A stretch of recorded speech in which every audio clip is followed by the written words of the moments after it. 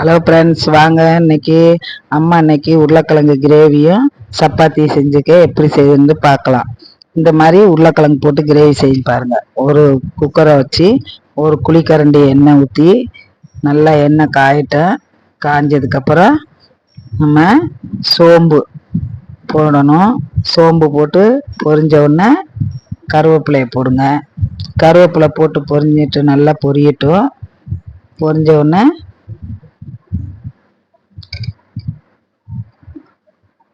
வெங்காயம், பெரிய வெங்காயம் 2 வெங்காயம் அரிஞ்சு வச்சிருக்கேம்மா, அதை போடுங்க.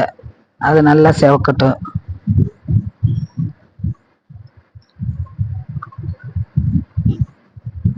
ரெண்டு பச்சை மிளகா போடுங்க.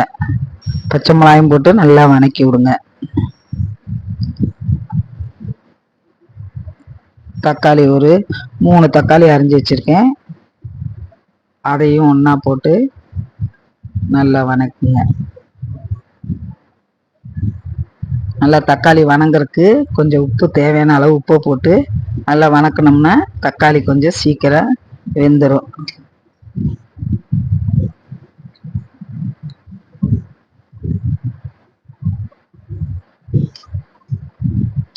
இஞ்சி பூண்டு பேஸ்ட்டு 1 ஸ்பூன் போடணுமா, போட்டு அதையும் போட்டு நல்லா வதக்குங்க.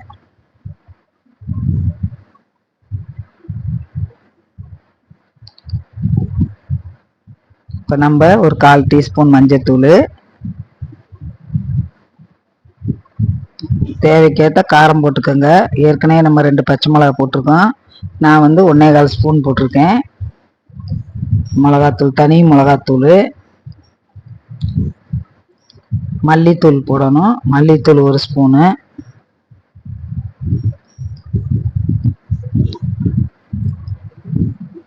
கறி மசால் பொடி ஒரு 1/2 ஸ்பூனு.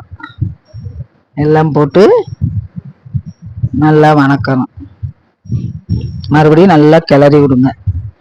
அடி பிடிக்காம நல்லா கிளறி விடுங்க.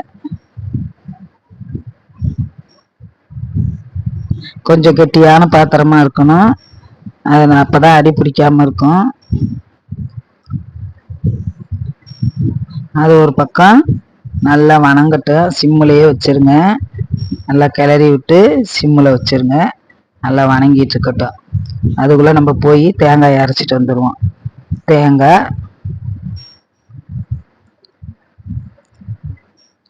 முந்திரி பருப்பு, கசகசாவும் கொஞ்சம் முன்னாடியே ஊற வச்சுட்டேன், அதையும் ஊற்றிக்கங்க. அதுலேயே போட்டு சோம்பு கொஞ்சம் போட்டுக்கோங்க.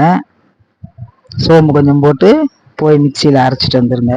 இது நல்லா பாருங்கள், தக்காளி நல்லா இதாகிடுச்சு. அதுலேயே தூக்கி இந்த தேங்காயும் போடுங்க. அரைச்ச தேங்காய் விழுதையும் போட்டு கொஞ்சமாக தண்ணி ஊற்றி அதையும் கலக்கி அதில் ஊற்றிடுங்க.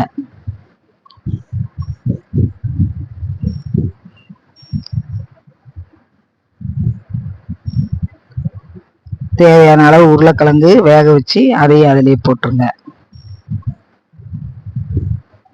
போட்டுட்டு நல்லா கிளறி விடுங்க. நல்லா கிளறி விட்டு இன்னும் கொஞ்சம் தண்ணி ஊற்றி குக்கர் மூடி போட்டு மூடிடுங்க. ஒரு 2 விசில் வரட்டும்.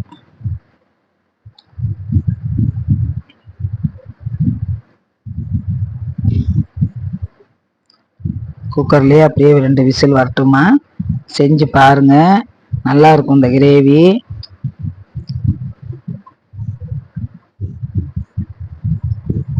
ரெண்டு விசில் வந்துருச்சு, கேஸ் அடங்கிருச்சு. நீ திறந்து பார்க்கலாம். பாருங்க, சூப்பரான உருளைக்கிழங்கு கிரேவி சப்பாத்தி பூரிக்கு சூப்பராக இருக்கும்.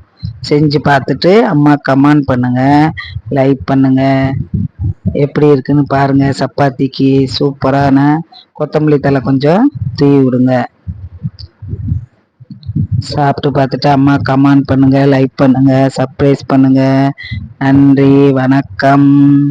சூப்பரான சுவையான உருளைக்கிழங்கு கிரேவி ரெடி.